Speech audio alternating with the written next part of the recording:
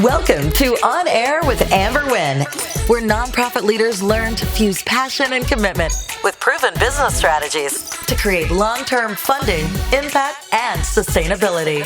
And now, here's your host and resident philanthrepreneur, Amber Wynn.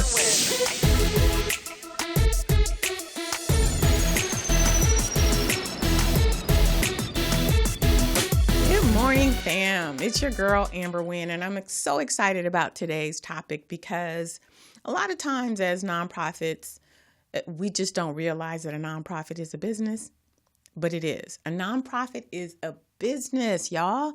It is a business with a philanthropic purpose. And guess what? Just because in your mind you've determined that it's different, it's not. A nonprofit is under the auspices of the IRS. What does that mean? That means that nonprofits report to the IRS, and the IRS has rules. But not only the IRS, but your local government agencies, the Franchise Tax Board, the Labor Board. And today we're going to talk about human resources, in particular, employee classification.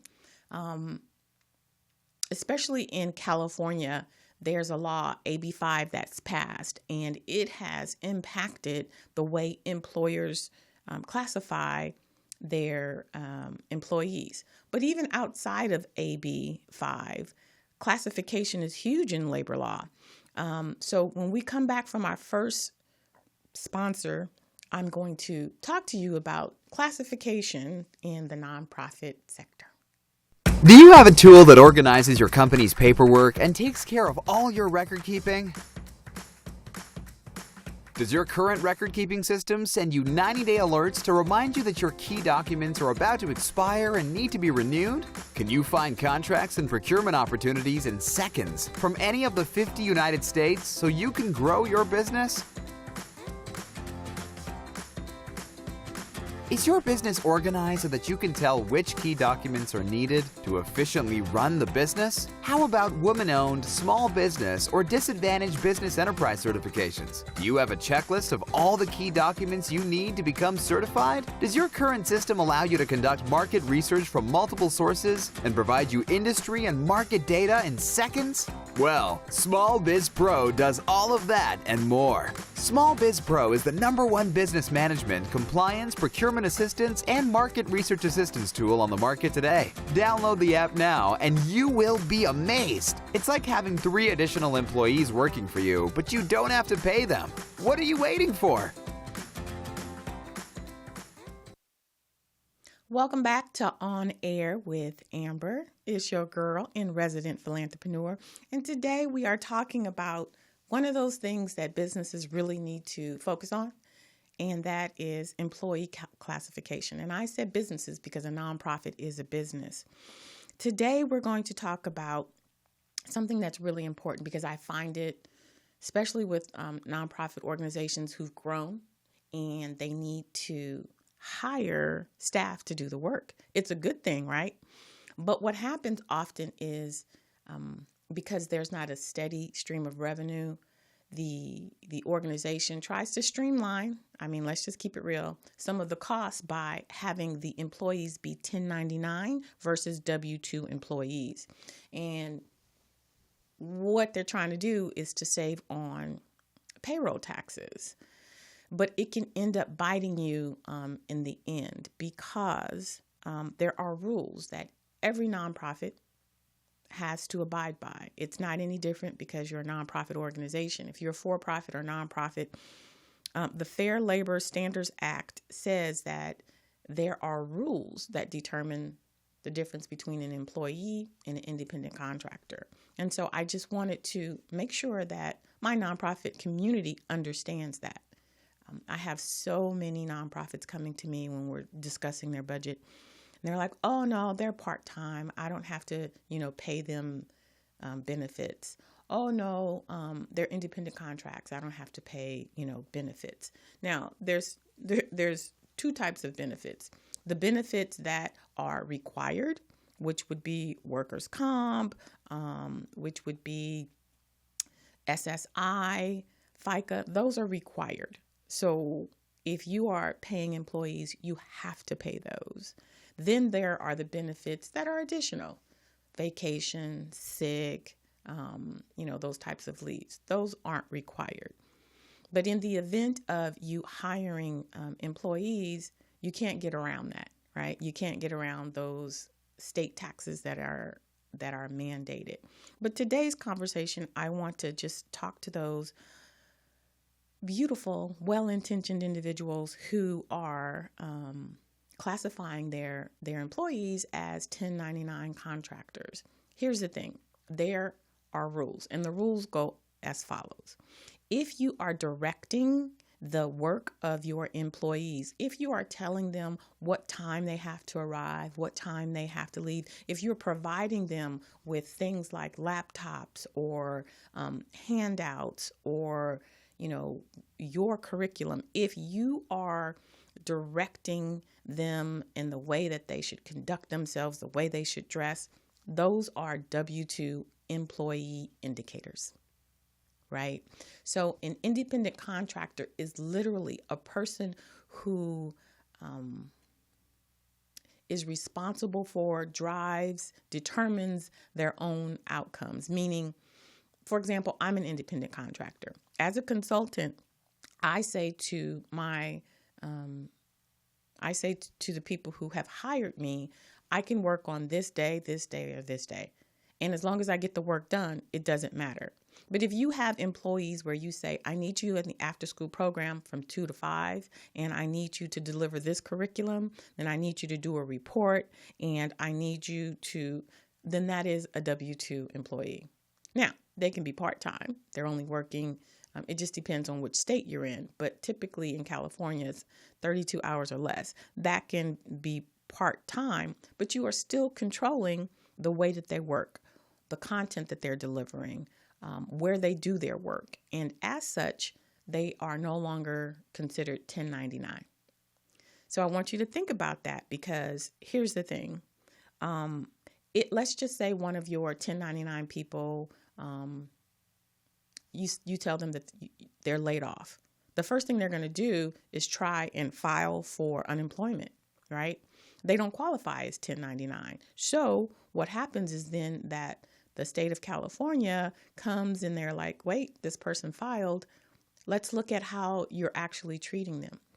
What then can happen is that you'll get a fine for $15,000 for each infraction. So if you have 10 1099 subcontractors, that could potentially be $15,000 each person because you've misclassified them. I'm just going to be real. The state wants their money. So they're going to investigate, and if they can fine you, they will, because that's more money coming into their coffers. So you want to be really, really careful about the classification. The other thing that is determined is how are they working? If you're giving them instructions, they're not really participating in the decision making, then they can be hourly. But what happens also is people are working long hours. So, they don't want to pay them overtime. So they'll say, oh, just make them, exempt. Well, that comes with the law as well. Exempt individuals tend to be more upper management, and they are involved in the decision making. They typically supervise other people, and they're just more participatory in the administrative portion of the organization. So let's just say if you have, I'm going to say a janitor, and the person is opening and closing, and you have a lot of activities going on. You don't want to play the janitor, overtime. So you make the janitor exempt. It doesn't work that way because the janitor is not participating in administrative decisions. The janitor's opening, closing, emptying trash, making sure that, people have what they have. So again, it's possible that if the, Fair Labor Board came to your organization and you had this person as exempt, they would say, this person doesn't qualify to be exempt. And so now you're going to be fined. So I just really want to point that out because it's important. You already don't have a lot of money.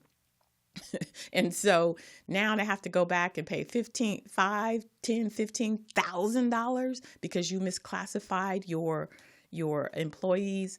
It makes sense to just go ahead, set your organization up properly, pay the required taxes, and then you're free from all of these fines.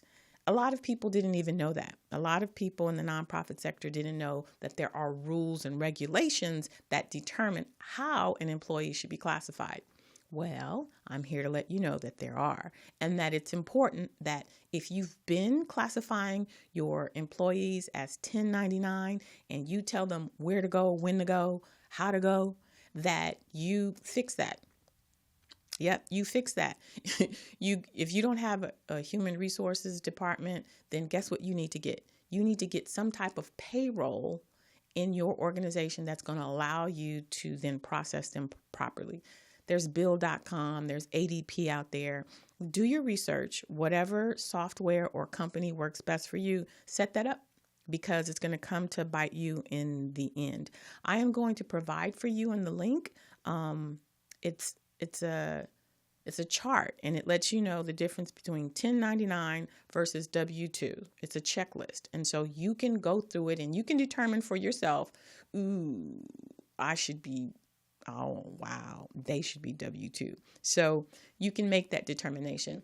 The other thing I wanted to say is that you may not get caught, or you may get caught later. And guess what they can do? They can go all the way back and look and see how you've been, paying your employees. So just be cognizant of that. And I want you to do the right thing. A nonprofit is a business. It's just a business with a philanthropic purpose. So there are some things that you will be required to do, and you can't get around it. Classifying your employees, having them at the right levels, paying them what they should be paid, that's a part of running a business. So think about that. And check in the link. I'm going to give you a checklist with the difference between a 1099 and a W-2 employee. Right now, we're going to pause, but when we come back, we have a question from Irvine with Ask Amber. We'll be back in a minute. Introducing DonorBox Events, a new seamless ticketing solution to fire up your nonprofit fundraising efforts. Golf day or glittering gala, now you can create effective event pages with unlimited ticket levels, determine fair market, and tax-deductible ticket values for every new fundraising function in a matter of minutes. Maximize and simplify your ticket management with DonorBox Events, helping you help others. Welcome back. For those of you just joining me, you're on air with Amber Wynn. It's your girl. I'm in the house, and today we're talking about human resources, in particular, employee classification. But right now, we're going to take our question from Jasmine, who is out of Irvine. And Jasmine's question is, hi, Amber. Just curious, is there a difference between grants and proposals? And what do they mean by LOI, RFP, RFA? Yeah, I get it. Okay, so I am going to share with you a secret. In the nonprofit world, so many things have been mislabeled and called what it shouldn't be. In actuality, when people say, I'm going to apply for a grant, that is correct. A grant is something which is distributed by a funder. When a person says, I need a grant writer, that is incorrect. What they should be saying is, I need a proposal writer, because the proposal is what is written in response to a grant.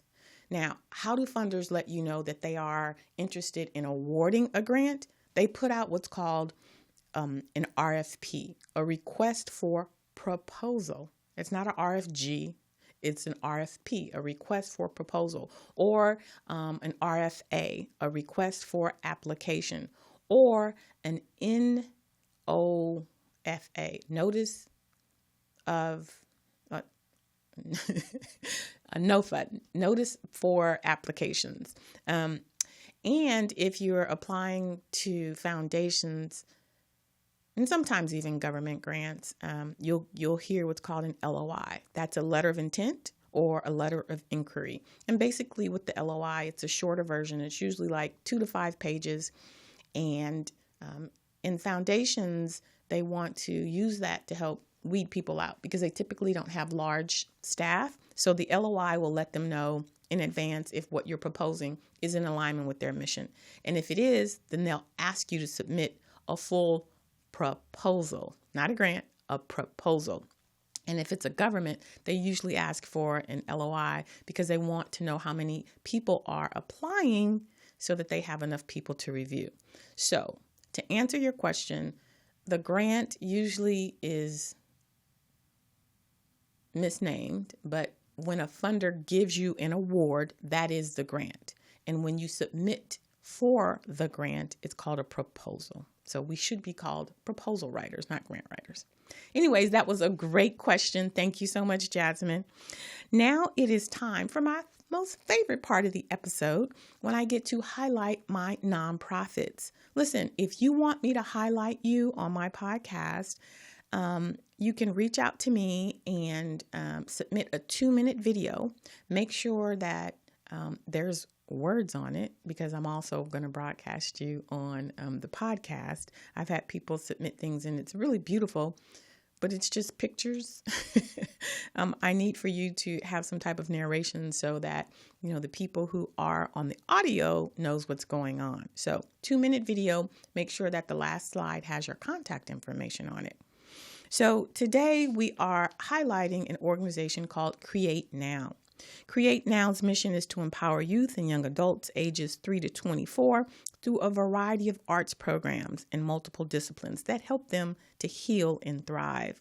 Their programs provide essential opportunities for the most troubled youth to heal from trauma, change their lives by building their confidence and self-esteem, and develop skills that can lead to jobs and careers. Let's check out CreateNow.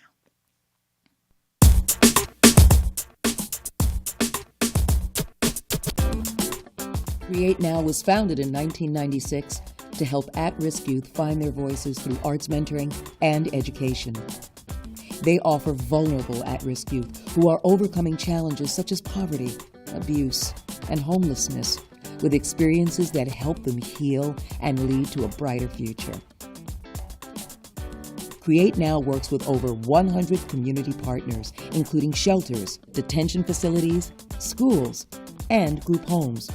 Their programs are offered in a variety of disciplines through visual arts classes such as painting, murals, and sculpture.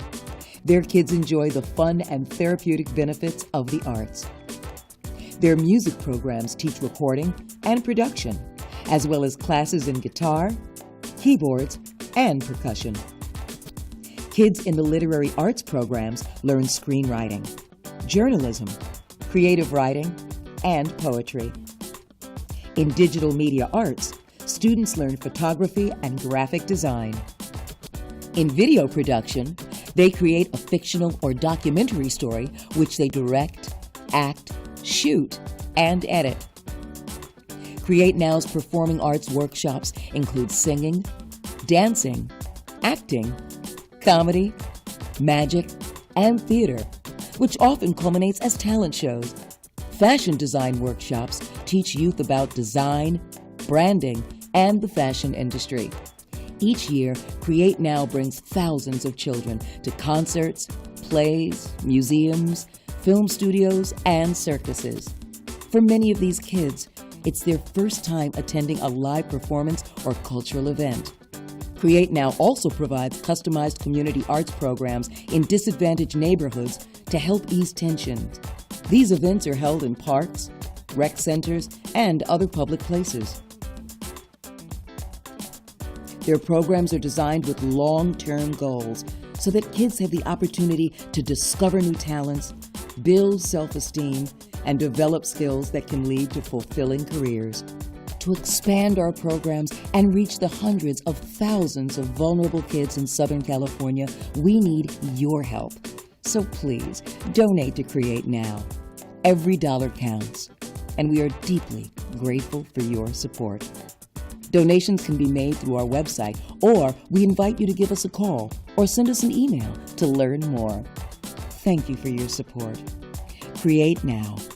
Discovering talents, building esteem, developing skills, now.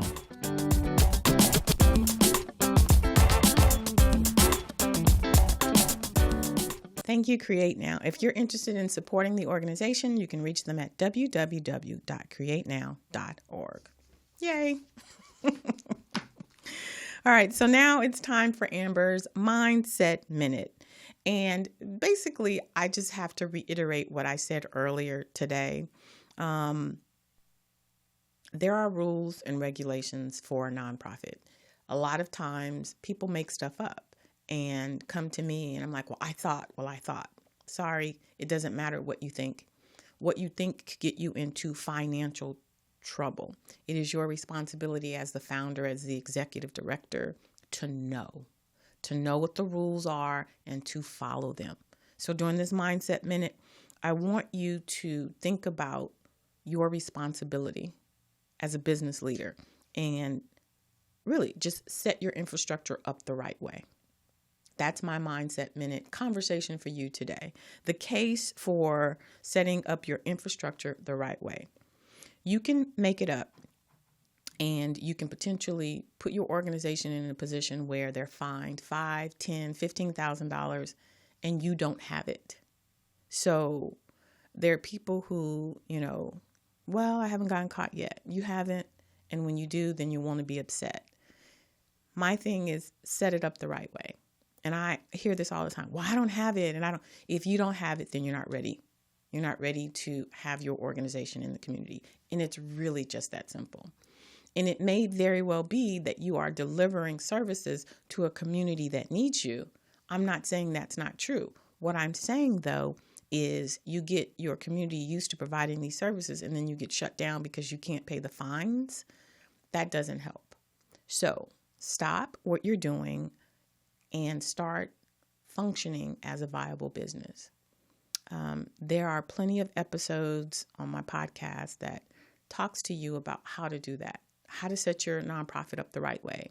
If you go onto my website, you can download a free calendar and it shows you all of the things you need to put in place before you even start.